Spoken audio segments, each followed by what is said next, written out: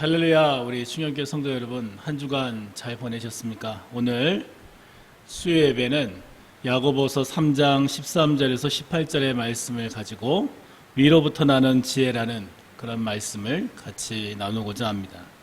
같이 말씀을 먼저 제가 읽어드리겠습니다. 여러분도 집에서 같이 한 목소리로 읽으시면 좋겠습니다. 너희 중에 지혜와 총명이 있는 자가 누구냐? 그는 선행으로 말미암아 지혜의 온유함으로 그 행함을 보일지니라. 그러나 너희 마음속에 독한 시기와 다툼이 있으면 자랑하지 말라. 진리를 거슬러 거짓말하지 말라. 이러한 지혜는 위로부터 내려오는 것이 아니요 땅 위의 것이요 정욕의 것이요 귀신의 것이니 시기와 다툼이 있는 곳에는 혼란과 모든 악한 일이 있습니다. 오직 위로부터 난 지혜는 첫째 성결하고 다음에 화평하고 관용하고 양순하며 긍휼과 선한 열매가 가득하고 편견과 거짓이 없나니 화평하게 하는 자들은 화평으로 심어 의의 열매를 거두느니라. 아멘. 여러분들은 오늘 이 야고보서 8번째 강의 말씀인 이 야고보서 3장에 나오는 이 지혜라는 단어에 대해서 어떻게 생각하고 계십니까? 대부분 사람들은 이 지혜라는 단어를 공부하고 연관을 많이 시킵니다. 그래서 지혜로운 사람을 공부를 잘하는 사람, 머리가 좋은 사람 이렇게 많이 말하죠. 그래서 보통 공부 잘하고 머리 좋은 사람, 지혜로운 사람들의 특징은 중요한 좋은 대학교를 갔다, 또는 유학을 갔다, 또는 학위가 있다, 박사학위와 같은 학위가 있다, 이런 것이 그 결과물이라고 보통 생각을 합니다. 그런데 이런 결과물이 있다고 해서 꼭 지혜롭다 이렇게 말할 수 있을까요?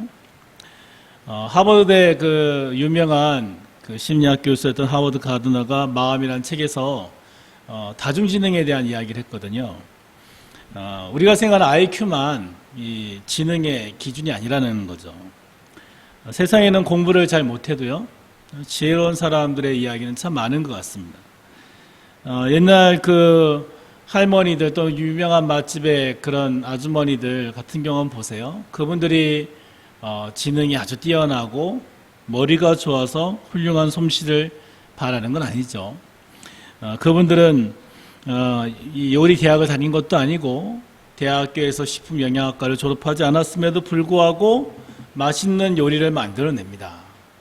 그것은 어떻게 보면 지식과 어떤 머리 좋음이라고 하는 것이 생활의 또 지혜라는 것과는 좀 다르다는 것을 보여주는 것 같아요.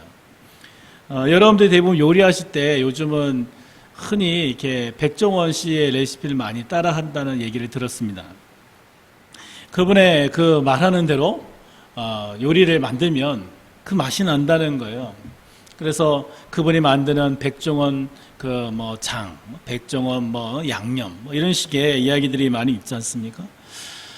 우리나라 어떻게 보면 음식 요식업계 프랜차이즈의 그 어떤 큰 거부이기도 한 이 백종원 씨가 제가 한번 찾아봤더니 요리 전공이 아니더라고요. 네, 그분의 전공은 사회복지였습니다. 연세대학교 사회복지. 그리고 대학원 간 것도 아니고 대학교 나온 것이 다였습니다. 그분이 이렇게 맛있는 레시피를 만들고 요리 업계에서 이렇게 인정받게 되는 데 있어서 학위가 영향을 미친 게 아니라 어떻게 보면 그분이 갖고 있는 요리에 대한 지혜가 더 큰 영향을 미쳤다는 그런 생각을 하게 만드는 것 같아요. 지혜라고 하는 단어는요, 사전적 의미가 바로 사물에 대한 정확한 판단을 할 수 있는 지식이다 이렇게 얘기를 합니다. 올바로 분석하고 판단해서 바르게 시행할 수 있는 그런 용기를 겸한 능력이 있는 것이 바로 지혜다 이렇게 얘기하더라고요. 근데 성경에서 말하는 지혜는 여기에 신앙적인 요소가 더 이제 추가가 됩니다. 그래서 하나님을 향한 경건의 의미가 포함이 되죠. 오늘 여러분들이 읽으신 13절 말씀은 바로 이와 같은 하늘의 지혜를 설명하는 중요한 구절입니다. 그는 선행으로 말미암아 지혜의 온유함으로 그 행함을 보일지니라. 선행으로 지혜를 보인다라는 개념입니다. 이 세상에 그 어떤 지혜에 대한 정의와 비교할 수 없는 정말 독특한 개념이에요. 우리가 지혜라고 하는 것은 그냥 직접이고 형이상학적인 것을 많이 생각하는데 성경은 행동하는 것으로 이야기하는 거예요. 우리의 삶에 그 어떻게 보면은 행함으로 드러나는 것이 바로 지혜라는 거죠. 우리가 야고보서 말씀을 같이 공부해 보면서 야고보서 말씀이 믿음에 대해서도 행함으로 이야기를 하잖아요. 행함이 없는 믿음은 죽은 것이다 라고 얘기하고 신앙의 진정한 가치, 경건에 대한 개념도 다 어떻게 보면 행함, 그리고 열매가 있어야 된다는 쪽으로 이렇게 이야기한다는 것을 알 수 있습니다. 바로 야고보서에서 야고보 사도가 말하는 지혜 개념도 마찬가지입니다. 선한 행동으로 나타나는 것이 바로 진정한 지혜, 참된 지혜라는 거예요. 우리가 생각하는 지식이라고 하는 개념과는 다르는 거죠. 지식의 어떤 풍성함이 지혜로움을 말하는 것이 아니라 성경이 말하는 지혜의 개념은 겸손하고 온유한 개념이고 성경에서 말하는 그 시편 잠언에 나오는 진정한 지혜의 근본이 무엇이냐라고 할 때 바로 하나님을 경외하는 것이다. 성경은 이렇게 말하고 있다는 겁니다. 시편 111편 10절에 여호와를 경외함이 지혜의 근본이라 그의 계명을 지키는 자는 다 훌륭한 지각을 가진 자이니 여호와를 찬양함이 영원히 계속되리이다. 잠언 9장 10절도 마찬가지. 여호와를 경외하는 것이 지혜의 근본이요 거룩하신 자를 아는 것이 명철이니라 이렇게 말씀하고 있죠. 성경이 말하는 지혜의 근본, 지혜의 어떻게 보면 기초는 하나님을 경외하고 하나님을 인정하고 그 하나님을 알아가는 것이다 라고 이야기를 하고 있습니다. 그러나 사람들은 이 신앙적 의미에서의 지혜를 굉장히 무시합니다. 그리고 어떻게 보면 사람들을 선동하고 사람들을 이렇게 좌지우지하는 그런 능력 있는 것을 지혜라고 생각하는 것 같아요. 우리는 그런 안타까운 사례를 지금 현실에서 많이 보고 있고 그런 선동하고 자기 주장, 자기 똑똑을 주장하는 그런 안타까운 사람들의 모습 때문에 많은 사람들이 상처받고 힘들어하는 그런 시대가 지금 되고 있습니다. 14절에서 16절 여러분들이 보시면요. 바로 이와 같은 이 세상의 지혜, 하나님의 지혜와는 좀 상반되는 그런 땅 위의 지혜에 대해서 설명을 합니다. 쉬운 성경에 이렇게 표현되어 있어요. 그러나 마음속에 이기심과 지독한 시기심이 있다면 자랑하지 마십시오. 오히려 그 자랑은 진리를 숨기는 거짓말이 될 것이기 때문입니다. 시기와 다툼이 있는 지혜는 영적인 것이 아니라 세상적이고 마귀에게서 온 것입니다. 시기와 다툼이 있는 곳에는 요란함과 온갖 악한 일이 있을 뿐입니다. 진정한 지혜는 독한 시기나 이기적인 야심에서 나오는 다툼을 만들지 않습니다. 지금 우리가 현실에서 바라볼 때 지혜롭다고 하는 사람들이 다투고 싸우는 것을 바라본다면 그것은 참된 지혜라고 보기 어려운 겁니다. 거짓된 이 세상의 지혜는 남을 속이는 지혜일 경우가 많아요. 그래서 다른 사람들보다 더 많은 것을 움켜쥐기 위한 탐욕에 의해서 사람들을 거짓으로 속이고 또 여러 가지 내가 원하는 것을 하기 위해서 사람들의 눈을 가리는 그런 잘못된 경우가 굉장히 많습니다. 여러분들도 잘 생각을 해보십시오. 내가 좀 배웠기 때문에 또 경험이 많기 때문에 나이가 많기 때문에 내 말을 들어야 돼. 내가 정말 지혜로운 사람이야. 이렇게 말하고 그렇게 행동하는 사람이 있다면 성경이 말하는 참된 지혜의 개념과는 다른 개념이다라고 볼 수가 있습니다. 성경에서 말하는 하나님이 말하신 참된 지혜는요. 그 선한 행동이 바로 증명이 되는 그런 지혜입니다. 그래서 여러분들 7절 이후의 말씀에 보면 17절 18절에 선한 지혜의 개념을 설명하고 있는데요.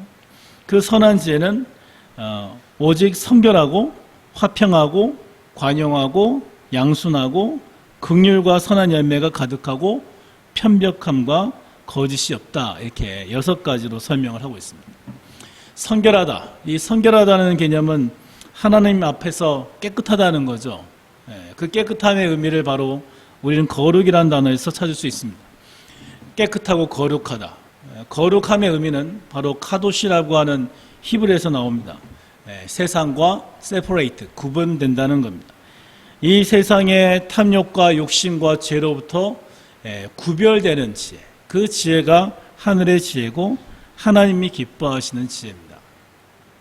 노아 시대를 생각해 보세요. 사람들이 제각기 다 죄를 짓기 바쁘고 온 세상이 죄로 가득했죠. 그때 사람들은 자신들이 갖고 있는 온갖 지혜와 지식으로 이 세상의 많은 것들을 누리며 살았습니다. 그러나 하나님이 바라볼 때 하나님이 인정하는 지혜를 가진 사람은 단 한 명이었습니다. 바로 노아였다 이 말입니다. 노아는 그 당대의 의인이었고 하나님과 동행하는 사람이었습니다.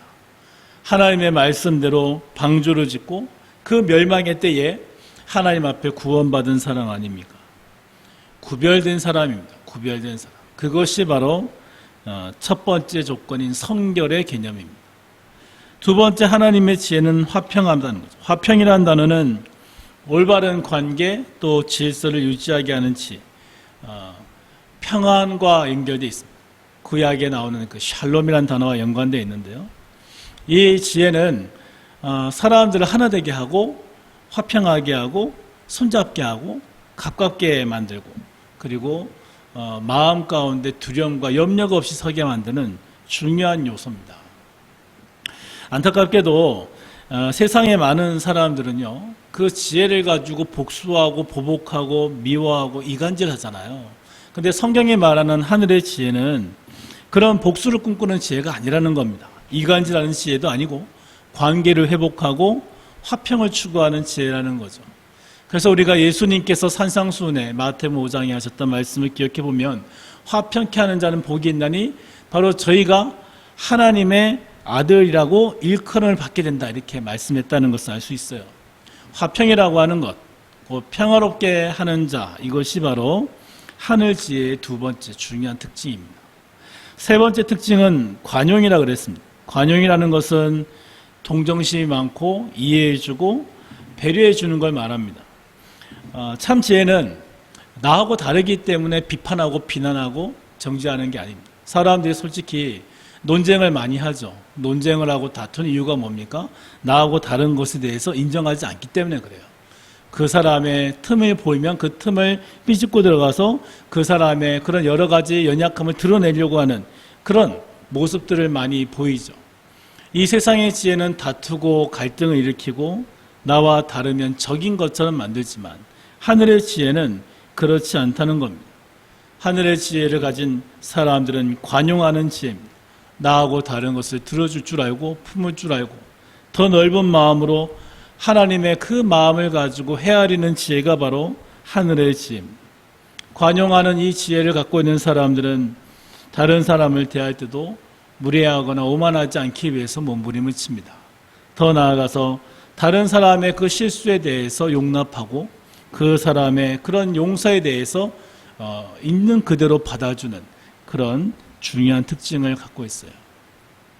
네 번째 양순이라는 단어가 나오는데 양순이라는 단어는 유순하고 온순하다는 겁니다. 온유라는 개념과 연관되어 있죠. 하늘의 지혜는 악독하고 독한 이미지가 아닙니다. 예수 믿는 사람들 독해 이런 얘기 들을 때 우리는 그 단어를 들을 때마다 굉장히 마음에 아파해야 될 부분이 있는 거예요. 하나님의 사람들이 불의와 싸우는 것에 대해서는 강하게 대적할 수 있습니다만 하나님께서 원하신 일에서는 항상 겸손하고 순종하고 선한 마음으로 대해야 되는 거죠.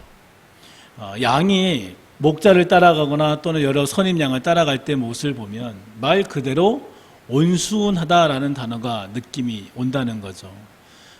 온순하다는 것은 순응하고 가까이하고 따라간다는 거예요. 하늘의 지혜를 가진 사람들은 막 따지고 하나님 앞에서 불평하고 원망하지 않습니다. 하나님을 향하여 하나님 어떻게 나한테 이럴 수 있냐고 따지는 것은 하늘의 지혜가 아닙니다.